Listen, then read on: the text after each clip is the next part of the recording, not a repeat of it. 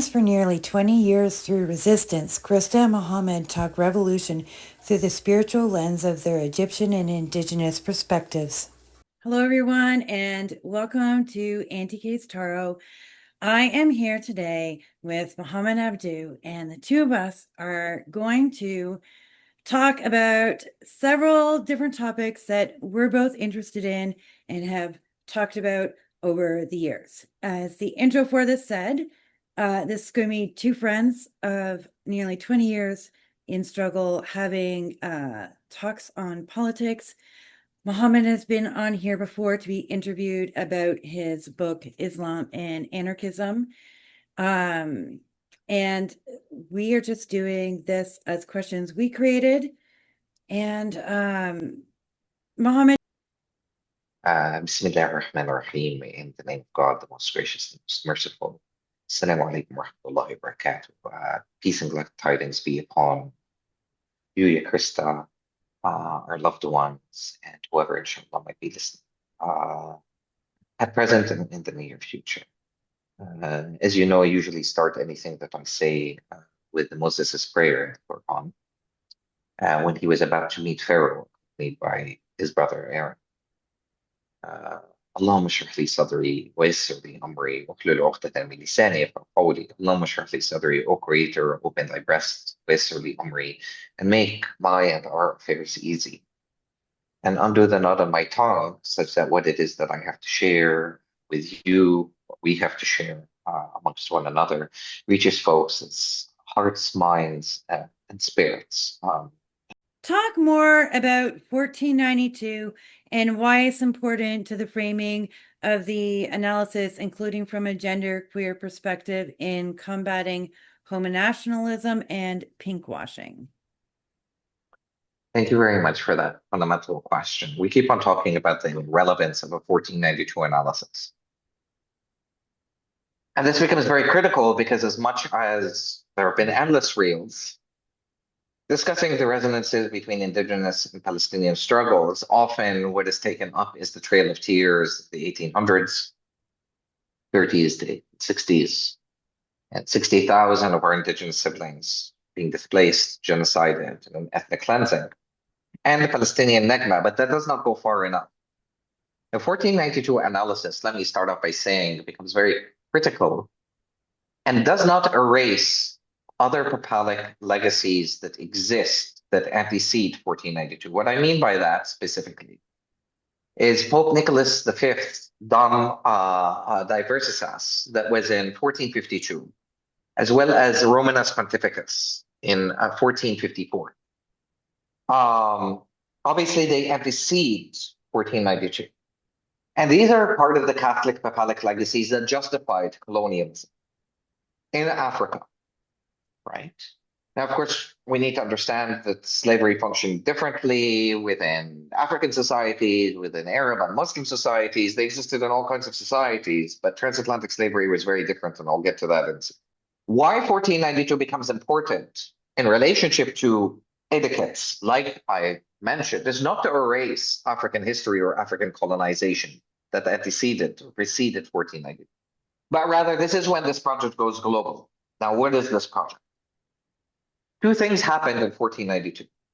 Number one, Muslims and Jews were being forcibly converted, raped, murdered, pillaged, and evicted from Al-Andalus, modern-day Spain, at the hand of the sword by Ferdinand and Isabel, crusaders. Now, Muslims had undergone 7 to 9 crusades, right? In confrontation with Christianity that was usurped underneath Constantine, and weaponized as a tool of imperialism and conquest. Christianity is originally an Eastern tradition, or a tradition, if you will, that emerges in the context of Palestine, our sacred and beloved Palestine. Muslims and Jews were referred to as savages and heathen. Savage being the racial descriptor, heathen being the religious descriptor. And this is how race and religion become fused together as a mode of analysis by Enlightenment that professes secularism in the name of liberalism, and hides or camouflages its Christian ethos, its Christian upbringing, and its Christian origins. And this is where liberalism becomes far more insidious, as Malcolm said, the comparison between the fox and the wolf. The fox is far more dangerous. And the fox and liberalism affects leftist politics as well, like we said, with regards to Marxism, anarchism, the anthropomorphization of land, property, as well as even anarchism so far as anti-spiritual dimension, right? Becomes part of the imprint of liberalism as much as Marxism and anarchism were critiquing, if you will, liberalism, and we're trying to confront it. But nonetheless, so savages and heathens, that's what Muslims and Jews were referred to. Then Columbus comes to Ferdinand and Isabel and says, well, I want to liberate Jerusalem and I want to gather riches. And of course, he aims to reach in India or modern day India in order to galvanize riches for the Crusades in order to liberate Jerusalem from who? From the Muslims, from Muslim rule. Okay. But instead, and relying ironically on Muslim geographers, but he miscalculates or misapplies their calculations. One of them is Al-Farangas, actually, who's a geographer, and he relied on them, but he misinterprets the diameter and the circumference of the Earth. He ends up reaching the Caribbean, where he confronts or meets the Taino people. And he refers to the Taino people as savages and heathens. So the application of what was applied to Muslims and Jews and projected onto indigenous people, and hence becomes the conquest and the laying of the foundation of settler colonialism that lies or relies on indigenous ongoing just genocide and black genocide. Okay. Hernan Cortez, and we have to understand that Columbus was a crusader. He really believed that Jesus was coming back in his time or shortly after he engages in his conquest. And so he believed in a divine mission from God because he also grew up in sort of an era in Europe in which Islam had very much spread. And he was affected by the conditions in Genoa, where he was born, and the anti-Muslim animus that animated that period of time. And he was tied to everything, actually, because his parents were also involved in Madeira. Absolutely. Absolutely. But moving a little bit forward was also Hernan Cortez. And Hernan Cortez, when he met the Aztec people, he referred to Aztec temples as Moorish temples or Moorish mosques. He referred to Aztec people as Moorish people or Aztec women as Moorish women. He referred to Montezuma, the Aztec leader, as a sultan. So you see, like, constantly the new world was being projected or built on the carcass of the old. And primarily through their interactions with Muslims, right? That was the lens by which Christendom had constructed itself through its engagement with Muslims and Black Muslim empires and so on and so forth. And he referred to even to spare people with the term, the anthropological term birdah, which is the term that was applied onto gender non-conforming Muslims. So even from a queer sort of perspective, right, that projection was being made according to what their experiences are with Muslims, right? Now, once you engage in the project of genocide of over 100 million people, then you engage in the project of indentured servitude insofar as the Middle Passage and transatlantic slavery. And the third to fifth of the transatlantic Middle Passage siblings that were enslaved were from the Iberian Peninsula on the west coast of Africa and were Muslim. So Islamophobia formulates the very spine of this project, right? From the onset and from the get-go. And this is the irony of how the war on terror, how imperialism relies on Islamophobia that stretches from, and that is applied by many very different, if you will, states of the above. When you look at Hindutva and how it mobilizes Islamophobia against Kashmiris and Dalits and Malayali Christians, who are, again, usurped underneath its umbrella, right? When you look at the context of Kashmir, even in the context of, when you look at the context of Myanmar that is being armed by the Chinese state, I won't get into, or we don't need to get into the Uyghur of that discussion, but insofar as Myanmar and the Rohingya, that involves the genocide of Muslims, Muslim Rohingya. When you look at the context of Palestine, I mean, China is invested in the port of Jaffa. We could sit down and talk about the United Nations Security Council votes and that entire discussion, in which the Mujahideen and in which Hamas specifically said that they should vote down that particular resolution, but they refused to because they allied themselves with the treacherous PA, the Palestinian Authority, and then after that, the entire debate of Chinese and Russian bots coming and saying, well, you Arabs and you Muslims have done nothing for Palestine. Why would you expect us to do something? Ignoring the fact that, well, China and Russia buy into the world of the above. They all buy into some notion of dependency based on development studies and notions of dependency or development theories, and that entire archetype of structural structuring of the world insofar as, again, international law, human rights, blah, blah, blah, the entire international order of the UN that is normalized, right? They've used their veto rights for themselves. They could have used their veto right for Palestine, and they didn't. But most people also neglect the fact that China and Russia are not necessarily on the same page, and they're not necessarily on the same page with even Iran. And the irony is they're quite aware that Muslims, or at least the Mujahideen, are fighting for an anti-status product referred to as the Ummah, which we could sit down and talk about, and they're not interested in that kind of a world whatsoever. But to go back and to focus on the context of so-called America, right? This is the foundation of 1492. And so when we look at issues of how queerness and feminism are mobilized, instrumentalized by the crusading US settler colonial entity to civilize the savages, the heathens, because Arabs and Muslims are considered, and Africans too, of course, exceptionally anti-queer, exceptionally sexist, exceptionally misogynist, and so on. At one point, so were indigenous people, because in our colonization, that we went through that too. And in the 80s, we exhibited all those things as well. But we still had elders alive to talk about it and talk us out of it. And this is part of the neo-reactionary sort of legacy that is left with us, because we're seeking to purify ourselves of the virus of what crusading Euro-America has implanted on us.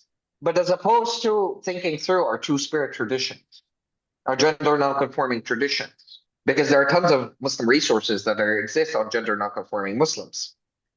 And Nafzawi, At-Tusi, the poetry of Rumi, the Sultan sex potions, the encyclopedia of pleasure, etc., from the Seljuk period that exists, that talk about same-sex practices, that talk about paraphernalia and same-sex love, not in the same terms as LGBTIQ identities, which again are based on a white ontological way of conceiving of the world, because they are tied to notions of Victorian notions of gender and sexuality, Protestant conceptualization of property. Because the first thing that the Euro-American or colonization tampers with is land, which becomes gender.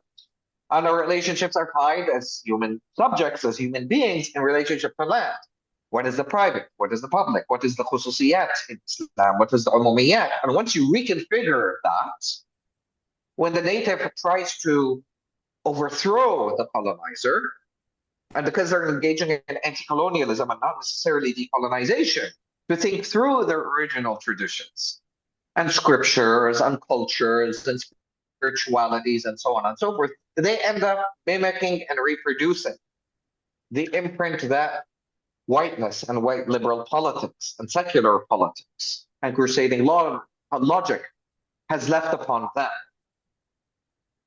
unintentionally. So what we're seeing constantly is, and this is the thing with homo-nationalism and pinkwashing, is it's not just tied to Arabs and Palestinians being racially inferior, and hence exceptionally phobic and sexist and misogynist, etc. But it's really tied to Islam. Islam is the problem. Islam is exceptionally problematic in terms of its outlook on gender, its oppression of women, its repression of queer folks, and so on and so forth.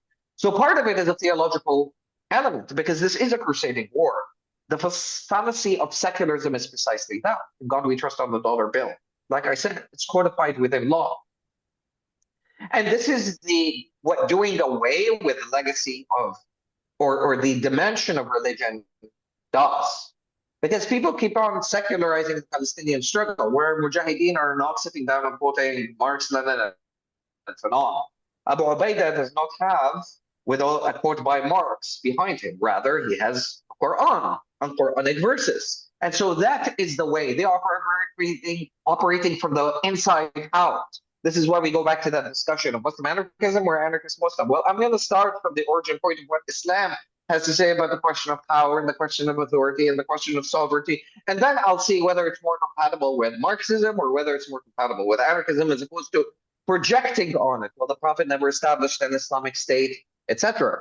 Mode of sovereignty is embodied within the context of the Ummah, which is an anti-statist concept, which is a borderless concept, and a way of being in the world that is open to all believers, and we will sit down and discuss that.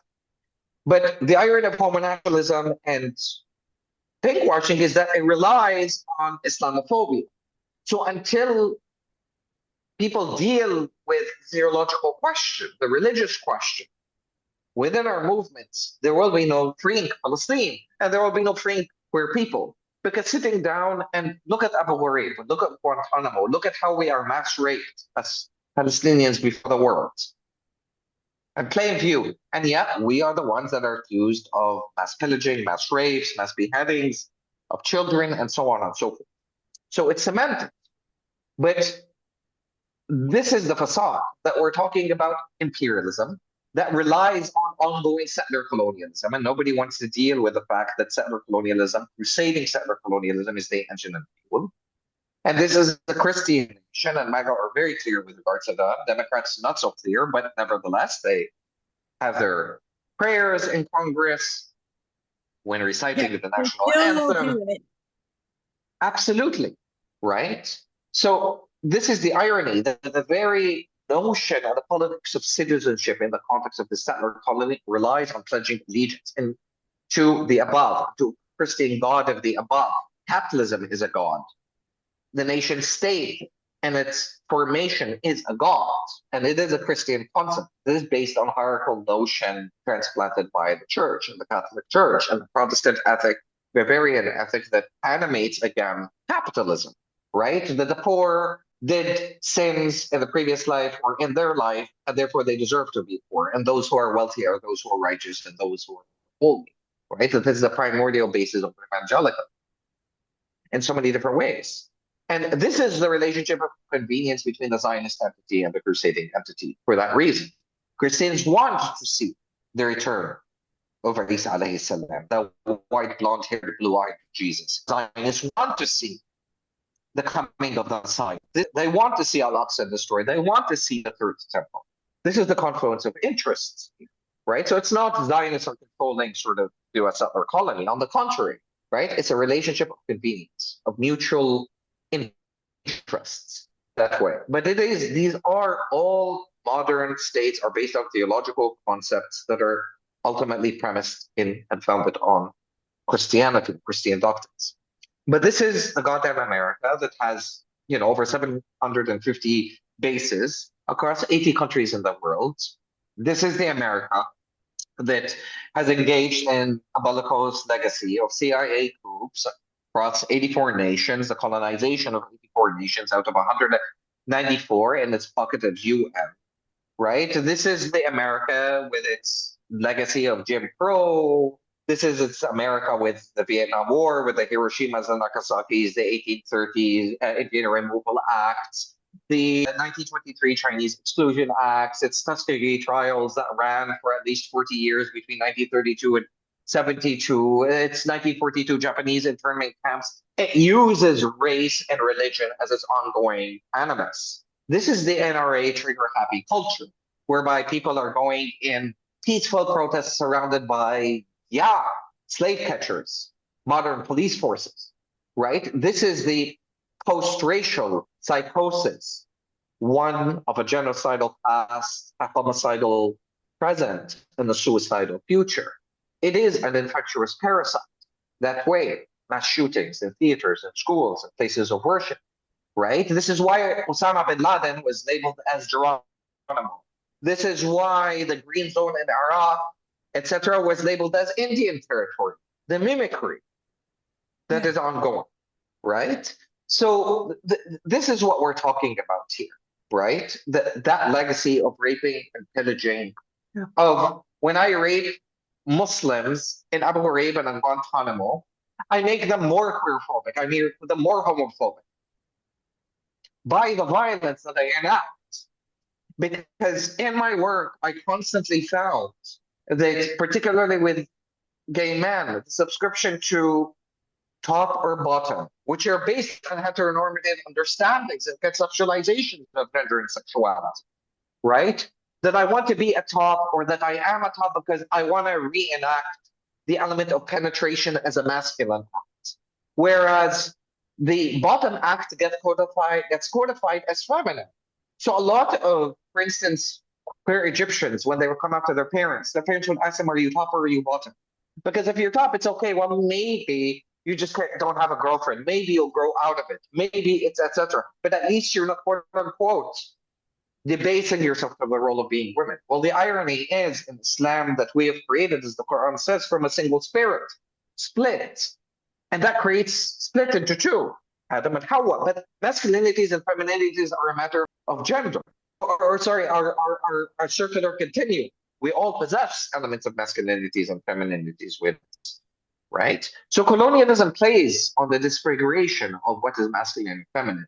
This is why you even see different representations of masculinities and femininities in Prophet Muhammad. Prophet Muhammad had long hair. He would apply or if you will, eyeliner in a certain sense to his eyes. But he also embodied femininities in different forms. He would cry in public. He would sew, he would cook, and he had Zawjat or Aisha, right? He would play with his children, particularly his girls in public, and so on and so forth. Aisha would lie on his lap while she was in her moon cycle in the masjid, the mosque, right? So this is the difference. We had women warriors, actually, that died defending the Prophet ﷺ. One of the first shuhada in Islam was a warrior who defended the Prophet ﷺ in one of the major battles. Scholars tried to erase that kind of history here too. Yeah. The same thing. So that disfiguration is what leads to the more the imposition of free rights, of homo-nationalist perspectives, the more likely that the military here, that the religious institutions here will act in reactionary ways. Because what they're trying to do is, again, not only erase their legacies of the equivalent of two-spirit people through the concept of Mujahideen, gender non-conforming Muslims, and so on and so forth, that acted as go-betweens between males, females, and they helped them get married, and so on and so forth. But the private and the public was constructed very different. Sexuality was not an identity politic, because all queerphobia is just sexism dressed in drag.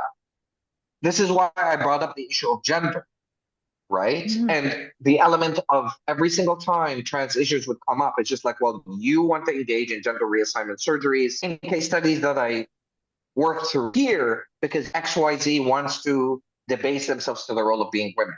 But both parties are equal from a Quranic perspective. So this is what is meant. And when you disfigure that relationship and disfigure the relationship of that, disfigure the private and the public, the whole queerphobia becomes something to be expected. So my problem with, like, a lot of queer Muslim literature will attempt to the theological question of reconciling queer Muslim identity. Great. But it will strip it from its politics or radical politics. So a lot of it will be about gay rights, gay marriage, etc. But based on my research here, a lot of people could care less about gay rights or gay marriage. And a lot of them are even contend with queerphobia within their own families, not by shutting their families out, their biological families, but by positioning themselves in a role of responsibility as educators and knowledge keepers to their families, right? So they won't say, okay, well, you won't accept me, I'm going to walk away from you. Yes, they may have different apartments, but they will spend days of the week with their families and cater to their family and try and educate their families. It is an individualist perspective. They aren't interested in queer and pride marches, right? So this is the irony. On the other hand, you have queer literature that is completely, just as much as the queer theological literature, is disconnected from queer indigenous studies, normalizes settler colonialism. It's critical of homo-nationalism and pinkwashing, but doesn't engage in the theological argumentations, in the religious part of the argument, right? Because once you engage in that, you not only need to determine the realm of rights, but the realm of responsibilities. that trans people or Mohammedeen or gender non-conforming Muslims have in relationship to marriage, in relationship to divorce, in relationship to inheritance laws. It's an entire schema. So this is the conundrum, right? That the obsession is not, again, to return to that point of Islamophobia being enshrined in the US, and one can speak a lot with regards to that, and should speak a lot with regard to that. The FBI spies on our homes. It doesn't spy on Jewish homes or Christian homes for that matter. They don't raid Jewish homes. They raid Muslim homes and mosques. They kidnap us in CIA renditions, extraordinary renditions. See, Empire loves euphemisms, right? It's kidnappings of us. They refer to as extraordinary renditions, right? Civilian casualties are referred to as casualties of war when they murder us, right? The not so secret Abu Ghraib, the not so secret Guantanamo. Are Jews exposed to that, and Christians, the black sites, and so on and so forth. So this is the irony. People are not condemned with banning Sharia law. They are condemned, despite the fact that Sharia law is not a corpus. It's not a monolithic codified set of rules, etc. It is, if you will, the collection of all Islamic adjudications that have occurred over the entirety of 1,446 years of Muslim history, according to space, time, context, and so on and so forth. It is not a one size cookie cutter fits all kind of thing, right? Whether it's Mandani or otherwise, where is the Islam of the below? Where is the Quran of the oppressed? This is why 1492 becomes a very important lens in situating all our struggles because of Black Muslims, because of how indigenous people were codified. No Dakota land defenders were referred to as jihadi terrorists by Tiger Swan and paramilitaries. Black Lives Matter protesters were referred to as Black extremist groups. The projection of the war on terror arc on people of color. It's not that Islam is exceptional, but it's how it's been configured as exceptional in the mind of the crusading white Christian entity of a doctor, right? So where is then that Islam that launches a jihad against the crucible of America, right? That says, goddamn America. I believe in an Islam that hates America. Where is the Islam that opposes bisettler immigrants of color, right? The battle, right, of Little Bighorn and the annihilation of Custer and his army, the sinful, the vanquished Custer, right? This becomes, where's the Islam that upholds the legacy of 130 of our Black siblings that were martyred during the Zonga massacre on the British slave ships and tossed overboard? This becomes the theft of Black time, the theft of Black lives, the theft of Black geography, the afterlife to slavery projects. This is what this empire relies on, right? Are there no George Floyds? Are there no Trayvon Martins? Are there no Sandra Bland's? The forced erasure of Black birth, of Black death, of Black rituals, of Black language, of Black knowledge system. And of course, the same with Indigenous. This is the assumption of a disconnect, right? In terms of we should be celebrating plantations being burnt down and the legacy of that, right? The commemoration of Black August, right? And Black radical traditions and Nat Turner and George Jackson and the Panthers, freedom fighters, right? As opposed to the capitulation, right? And when, similarly, on this note, when you mention the plantations, when Indigenous children's bodies were being counted, buried across schools in so-called Canada, some youth burned churches, and some of us celebrated them because that's who committed genocide on us, the churches, the Crusades. And it really bothers me when we hear people be like, oh, no, that was wrong. We don't condone that. And that shouldn't happen. But they're places of worship. They're places of genocide. The Christian church in the West is a place of genocide. It is a house that worships genocide. That's the illusion of nonviolence, the false rereading of the anti-Black, the racist, the misogynist, sexist Gandhi, the whitewashing of his anti-Blackness, the upholding of MLK, an apostle in a certain sense of our time, but who became very disillusioned given his anti-imperialist politics around the Vietnam War, the Four People's March, and that's why he was assassinated, about the limits of nonviolence. And its illusion, what, are we not born into war as people of color? The sexism, the racism, the xenophobia, the classism, the ableism that we confront on a lateral level on the world of the below. It's not that violence that we have to contend with every single day. Decolonization, as Fanon said, is an inherently violent act. The level of self, reconfiguring our identities, our way of knowing, given the traumas that we've internalized on knowledge systems, given the dissension that we have amongst each other as people of color, because we have stereotypes of one another, and yet we are also dealing and contending with traitors within our communities and so on. There's much that is imposed upon our puny bodies and what is expected of us simultaneously at the same time, right? Look, the enslavement of Black West African people, right? The question was raised, and this was part of the Naturalization Act, 1790, right? Up until, even in 1952. How do we Christianize the slave population? Because again, a third and fifth were Muslims from the Arabian Peninsula and the west coast of Africa, right? So America professes a certain kind of tolerance, not acceptance towards its immigrants, because it's not built for acceptance. But there were entire court cases because non-white Christians from the Levant, Chaldeans, Assyrians, right, from Iraq, Moroccan Jews, they were cast under the umbrella of being Muslim, right? And they had to prove in court why they were not Muslims in religious identity, and hence that they were actually white and Christian, that they were trying to fit in, right? As well as racially, in order to fit in.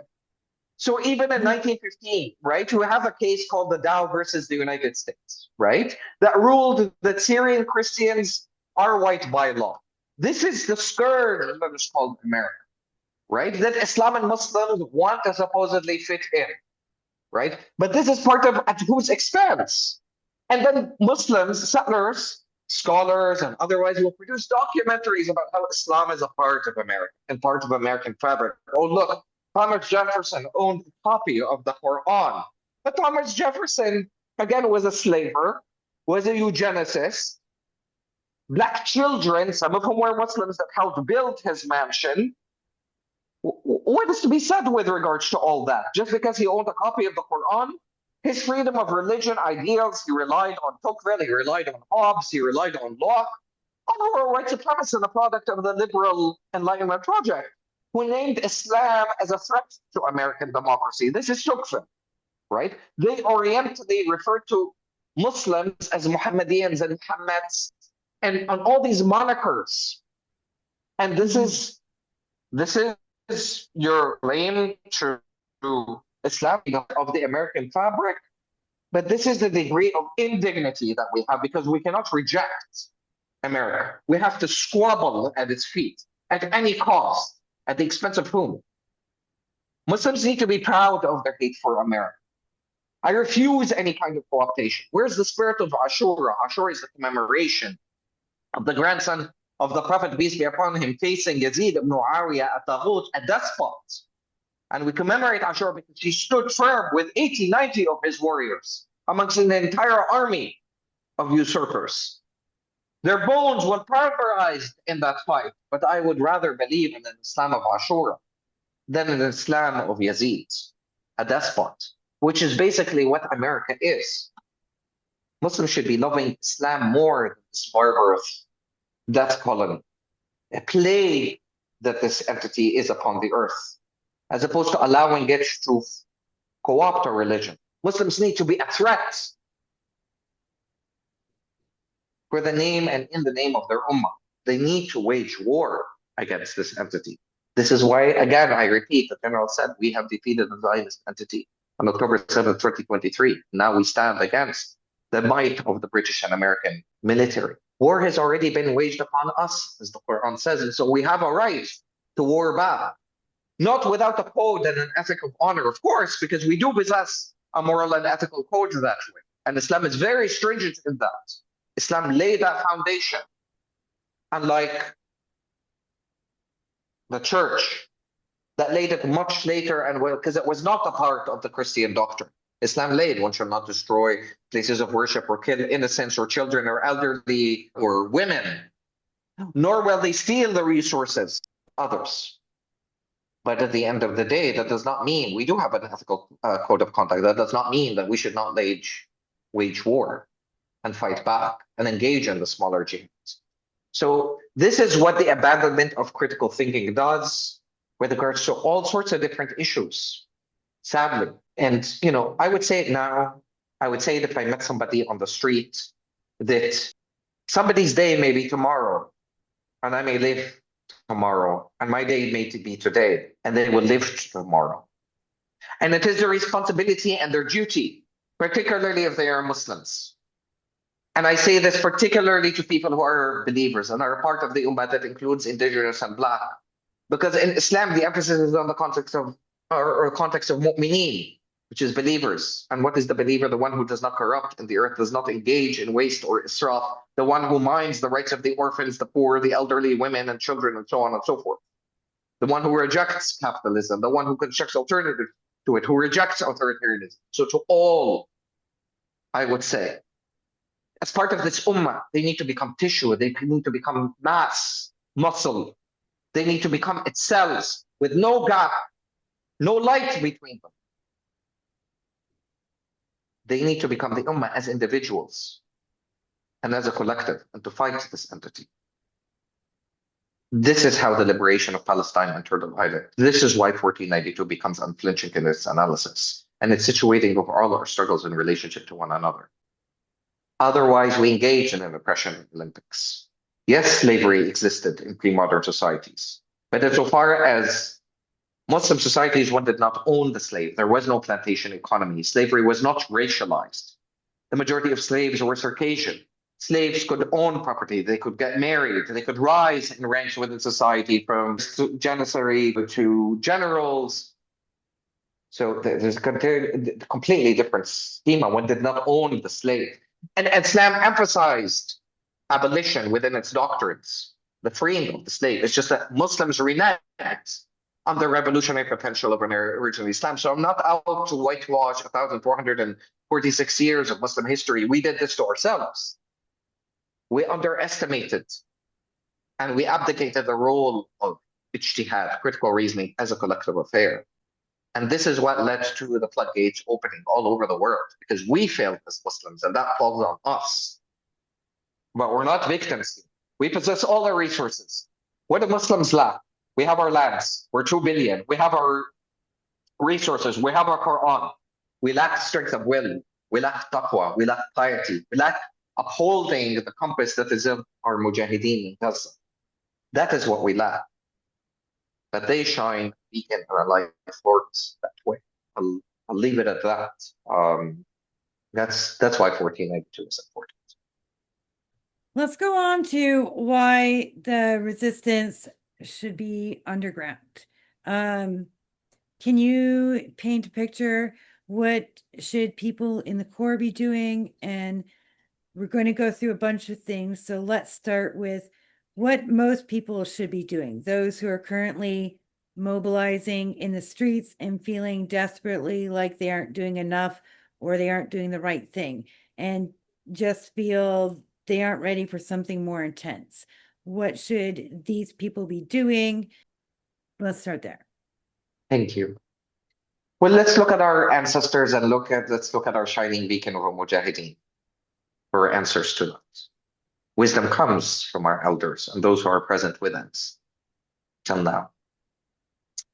What did the Panthers create? They, as we noted earlier, the free breakfast programs, children's programs. They went beyond the state. Yeah, they were Marxist-Leninist in orientation, but they subverted the state entirely because they built and birthed services, survival programs, food, clothing, shelter, infrastructure, community health, clinics. They armed themselves and they had educational agendas. The Mujahideen. I'm not going to get into the history of Al-Qassam and Hamas, and because that's whole other, that could be a course, that could be a terms, there are entire books that are written. Hamas started off as a political mutual aid project because it emerges out of Muslim Brotherhood thought, and the wellspring of it is the Muslim Brotherhood in Egypt in 1929. Hamas took an arc in a different trajectory after General Sinwar was freed in the deal that had to deal with the capture of, or the freeing of a Zionist prisoner, Gilad Shalit, who was captured in 2006. And Gilad Shalit was captured by an operation, a tunnel operation led by Commander Mohammed al-Daif. May Allah accept his martyrdom. But hence, let us look at answers for that question. If we say that we need to learn from the Mujahideen, then we need to abide by them. We need to become students. What did the Mujahideen do? As I said, General Sinwar took Hamas in a completely different direction because he made it into Islam and as a movement of the below. He broke with the political wing of Hamas that was part of an Islam of the above since he was released. And like I said, General Sinwar was released in 2011. And while he was in prison, and this has always been known about Palestinian resistance, that prisoners are the backbone of this movement, not celebrities and not influencers, certainly. But he was already preparing. What did they prepare? Hamas, as the Panthers, built up under schools, hospitals. They provided services for the community. They built a culture of resistance that existed. And this is why the people of Gaza supported the Mujahideen. But look at what they did in terms of secrecy.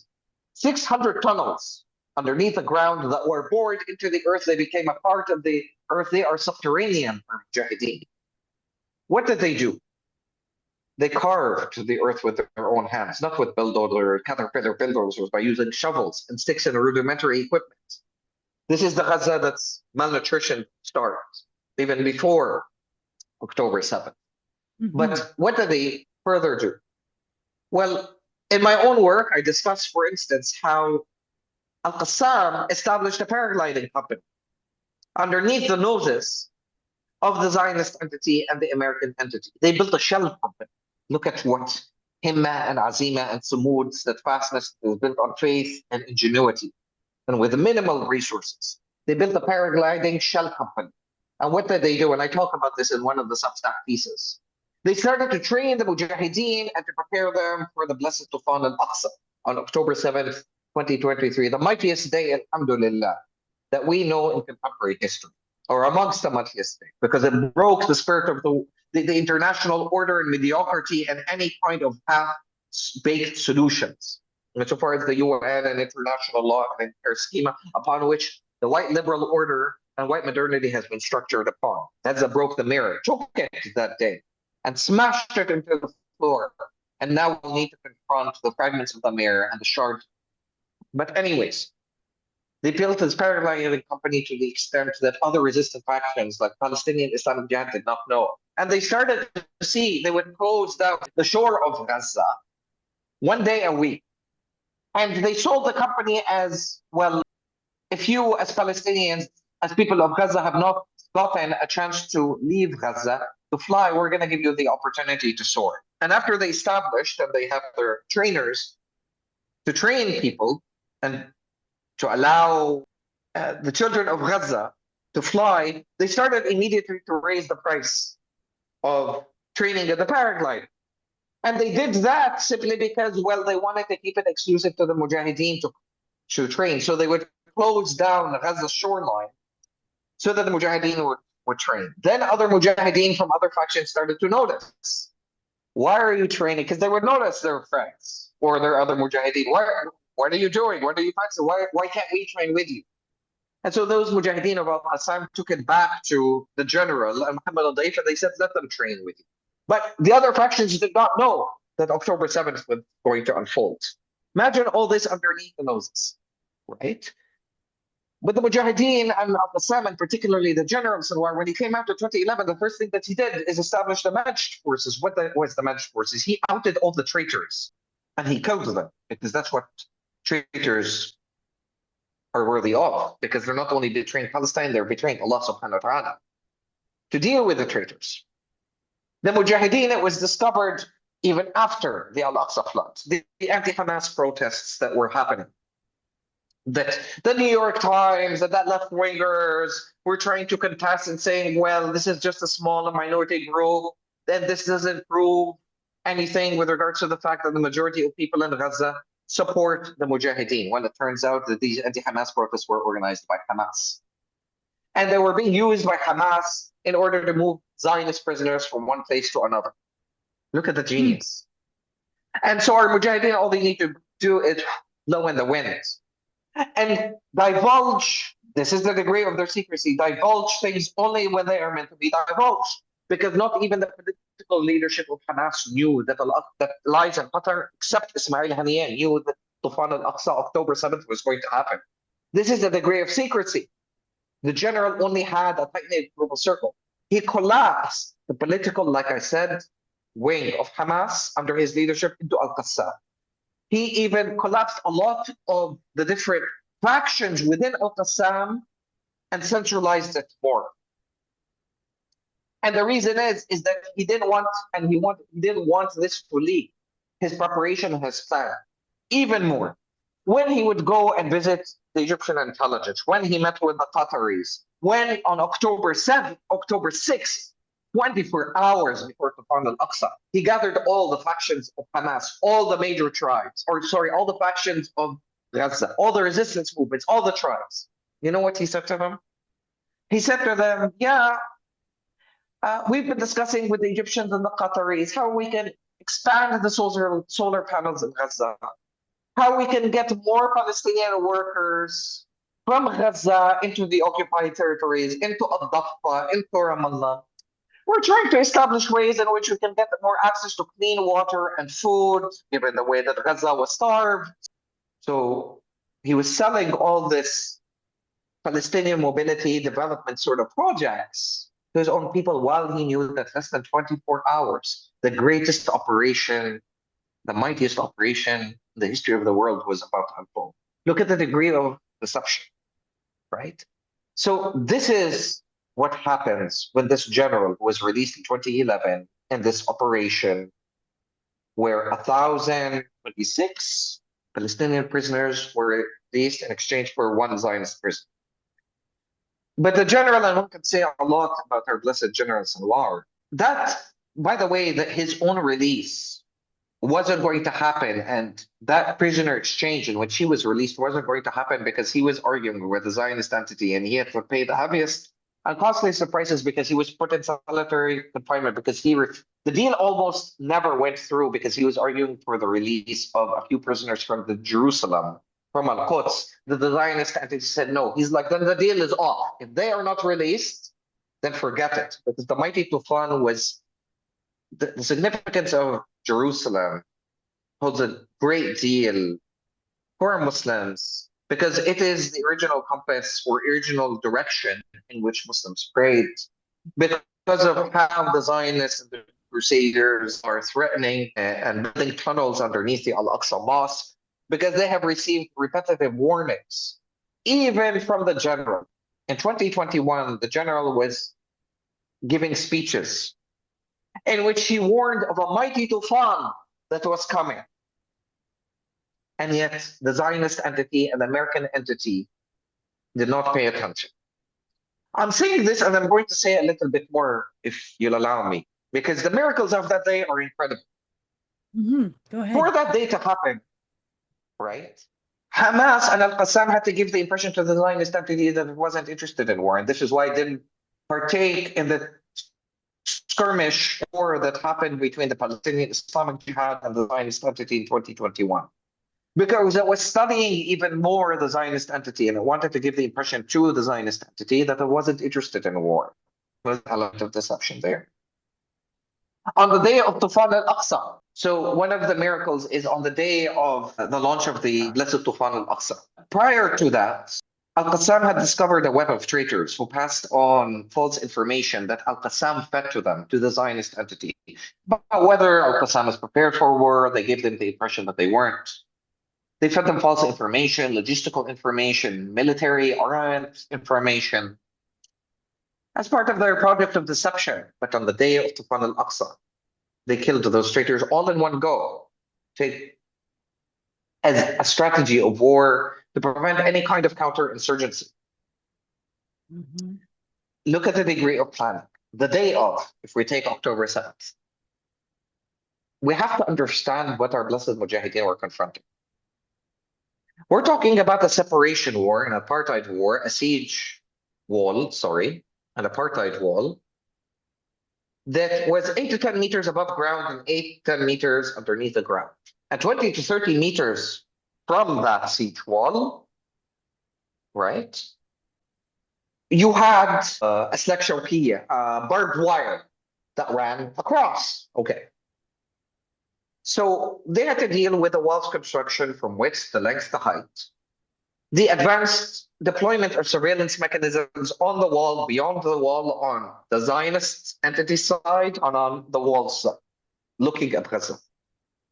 Constantly around the clock, for years, our Mujahideen were studying diligently the military side, the patrols, the soldiers, the ranks. They even knew the families, the girlfriends, the wives, the background information with regards to these Zionist entity soldiers. This is the degree of in-depth study. What are the scheduled rotations around the checkpoints? The height to the millimeter to the centimeter of the concrete upon which even an aslak shawkiya or these barbed wire were on. Everything. They created an entire archive based on observations, a database of the brigades. They breached the wall at 60 to 80 points. They had built 600 kilometers of tunnels, all created, like I said, underneath the earth, and they created 600 kilometers after the Tunnel al-Aqsa. And to understand, again, the miracle, these tunnels and these mazes, they aren't straightforward. Nobody knows and has a complete map of them. In fact, one of the Mujahideen, before he was martyred, because they built 600 kilometers during the genocide and during war. Imagine the degree of fortitude and foresight to do that, and will and power that while you're fighting a war, you're still building alternatives. The slabberness, okay, that the Mujahideen's engineers had built. You don't even know where you are unless you possess a particular blueprint, and only few people do, right? You descend from one place, you can rise into 1,000 different places. These tunnels are ventilated, they have TVs, they have light. We all see the Al-Qassam videos and the degree of sophistication in which their propaganda machine operates. Electricity grids, plumbing, communication lines, food, water supplies, beds, clinics, classrooms, storage rooms for weapons and missiles, prayer rooms, meeting rooms, council meetings, right? They're all reinforced by 200,000 concrete sort of cement slabs that were, again, all built underground by the blessed hands of our Mujahideen. And these are warriors that produce their own weapons. They don't rely on Russia and China and I don't know what.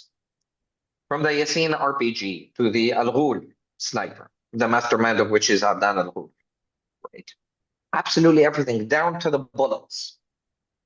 Everything is being produced prior to this 600-day, more than that, 2-year live stream genocide, and even after. This is what we're talking about here. That Allah subhanahu wa ta'ala made them into bunyan and marsus. A Mujahideen, they're upon the spirit of one man, of one ethic, of one spirituality. There's no dissent between them. There's no shiqaq. There's no. Do they disagree as any human beings? They disagree, but they are one body, one line. And this is part of the miracle of Allah subhanahu wa ta'ala. These Titan Mujahideen, in the secret planning, what did they subvert? They subverted your Americas. This is the most surveilled population in the world. Google, Microsoft, Amazon. Vision API, this Azure program, this artificial intelligence that not only takes information, analyzes it, but actually studies patterns. Yeah. From a technological sort of vantage point, because Palestinians are assigned green, yellow, red. Red if you're dangerous, green if you're not so dangerous, yellow if there's a question mark around you. And they're monitored, scanned, surveilled all the time. The Zionist entity knows where Palestinians sleep, what they eat, what they engage in intimacy with. Everything is distilled. And these AI programs also predict what they're going to do in advance. So if you're capable of producing your weapons, your Al-Qassam 1, 2, 3, and 4 types of rockets. Your SC-105, your Al-Banna RPG, your multiple rocket launchers, your submarine drones, your Ababil drones, your grenades, your Carlo submachine guns. 1,000 rockets are released on the day of the day of the Blessed October flood. Why? To disrupt the Arrow missile systems, the THAAD missile systems, the David slings. Why? Because the parachute gliders are going to go. And they don't want the Zionist strategy to pay attention to the parachute gliders. Mhm. The parachute gliders have 2 people on top of them. One with an RPG in order to destroy, because there are towers on the wall, the concrete wall. And these towers have submachine guns with 180-degree radius between them. But the Mujahideen discovered that there's a point in which the scope of the submachine guns don't cover and the surveillance doesn't cover. And so they pinpointed that point. And so the parachute gliders had to fly at exactly those points. And while one shoots one of the towers with the submachine guns, the other, as soon as they land, they lay down an improvised explosive device on one end, on the Zionist end of the siege wall, while another 2-3 Mujahideen who have broken through the barbed wire, cut through, and then bulldoze through, would place another on the other side, exactly the same spot. Line it up to create that hole. Look at the degree of precision. Look at the degree, because so many things can go wrong in war. But this is the degree, meticulous plan. On the day, the morning of, even the people in Qassam, the various different groups with Qassam was assigned different responsibilities. They were being trained for Tufan al-Aqsa or the Al-Aqsa flood, and they didn't know what each of the other was doing. They were told merely show up at the mosque, your neighborhood, at 5 o'clock a.m. in the morning to pray, morning prayers, morning ritual, morning ceremony, and you're going to receive orders. But to be able to trust one another and to act as one body with one spirit and one soul, this is the blessedness. So to go back to your question, because you asked, what do we people in the core? If we're going to become students of the Mujahideen, this is the degree of precision, of militancy, of study that we need to engage in. And Mujahideen studied the tactics and the strategies of the Viet Cong and guerrilla warfare and Mao and Che and all these texts. They have the Al-Qassam Academy. They studied for years. The easier, let's go out, engage in mobilizations, pat ourselves on the shoulder. We did our little bit of support for Palestine today. Let's have our little arts and crafts kind of circles. No.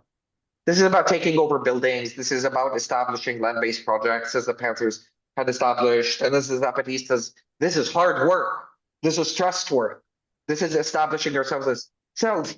Even, and I admire Palestine action, but ultimately it's a tactic.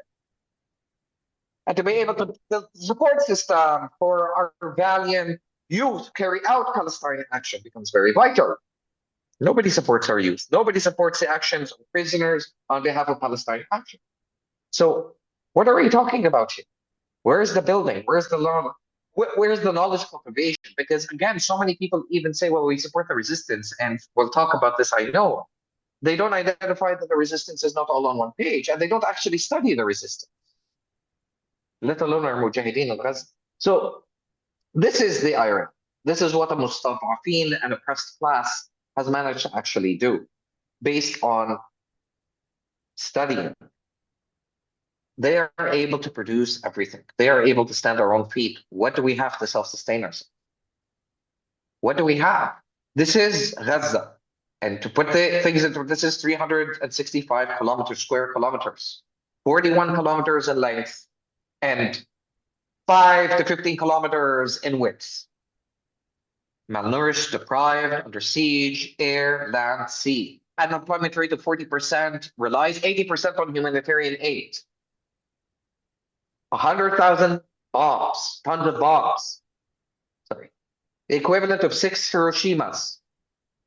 463,000 homes at the very least. 170,000 buildings. Damaged, destroyed. Hospitals, schools, like we're talking churches, mosques, museums. heritage site. So this is the degree of vision. Where is that vision? Where is that will? So what we need to do is we need to act, we need to build, we need to start living on the land. We need to not necessarily carve our own subterranean tunnels, but at least have a relationship with land so that we understand the geography of the terrain, that we grow food, and that we are capable of launching war from, if need be, in self-defense. Any revolutionary movement has to have three things: the power of knowledge and propaganda, 1492 framework, our struggles are tied together, and it's the ability and want of a people to change themselves. As the Quran says, God does not change a people until we change ourselves, not change a structure, change ourselves, and build an alternative. Number two, yeah, establishing alternatives on the land. Do we even know how to grow our own food to feed ourselves, let alone our people and our friends and communities and strangers? And number three, the preparation for armed defense. But yes, we're talking about violence and all that, and we don't even know how to defend ourselves. The PA actions, the Palestine PAL actions are brilliant and are wonderful, but they do nothing, really, in terms of the grand scope of the military industrial complex and its machinas. The deals that are caught in backroom conferences and doors on behalf of Qatar and on behalf of Egypt, on behalf of the industries of the above.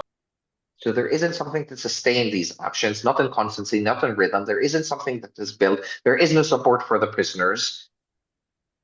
And we're expecting the same solution to lead to different results without, again, learning from the legacy. This is what replicating the formula of the 60s and 70s versus a movement that builds, that grows, that develops its tactics, that develops its strategies. Instead of studying how to run a protest, we should be studying how revolutions occur. We need to be creating communities on the land. And I would also say wherever we're at, we need to maybe be studying, instead of our politicians, be studying the military, the police, be studying the factories, the transportation lines, how all of those things work and All that need to be operate. disrupted. Absolutely. Not so that you can do it once, so that it Exactly. can be ongoing and sustained. If you're wondering why isn't it working for me organizing a protest, learn these things. Set up your prisoner support, because people doing these things are going to get arrested, and you don't need the whole movement to become about that. You just need a sector that looks after those who are imprisoned. Study the counterinsurgency manuals. The left needs to shut up and stop announcing everything that is doing and work underground. That is, again, the difference between the Mujahideen and the left.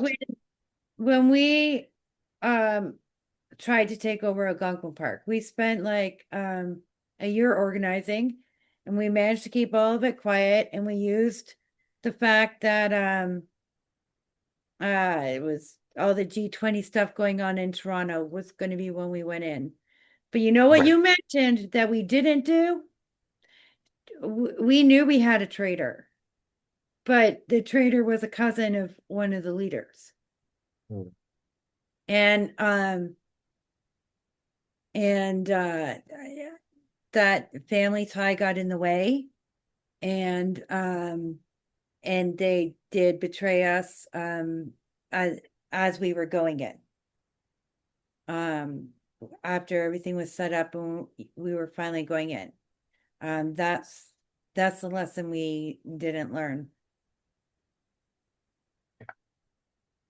And the only way to root out traitors, and this is part of the culture of resistance, is that you have a Talat, who is an 80-year-old woman who would relay messages between the Mujahideen amongst one another.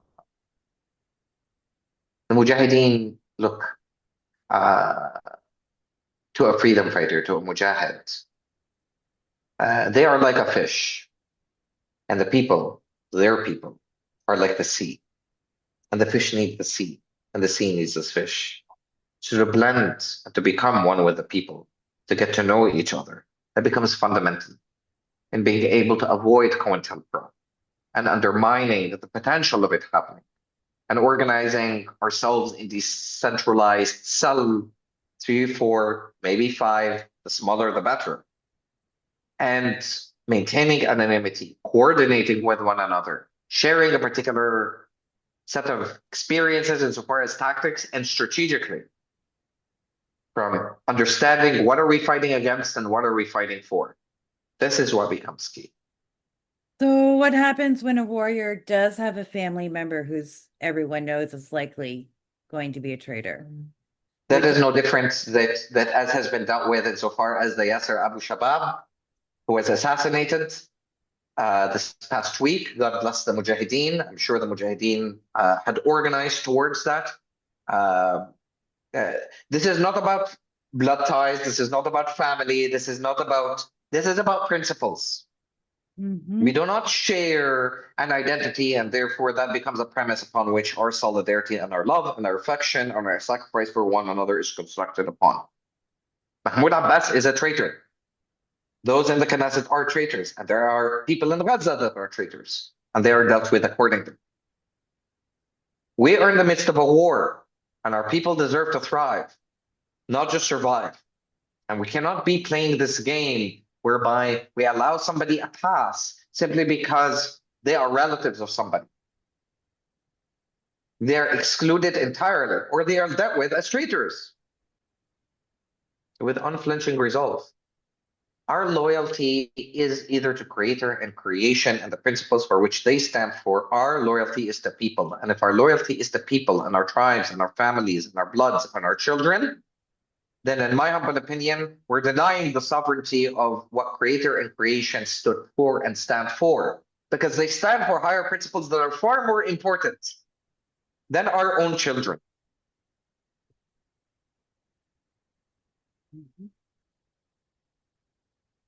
So,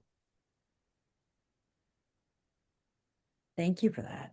So, for folks, we're going to wrap this up, and we're going to do this again soon and not make you wait like 2 years this time. inshallah not. So people can also put questions in the comments, and these were some of my questions I wanted to explore, but I would really love to know some of the questions Mohamed would love to explore for next time also. We'll do this again soon. And thank you so much for taking the time and your labor, your generous hospitality, and your insight. We go way back, and I'm grateful for every moment that we get to spend reflecting on our people, our movements, on our intertwined faiths, on lessons from our ancestors and our elders.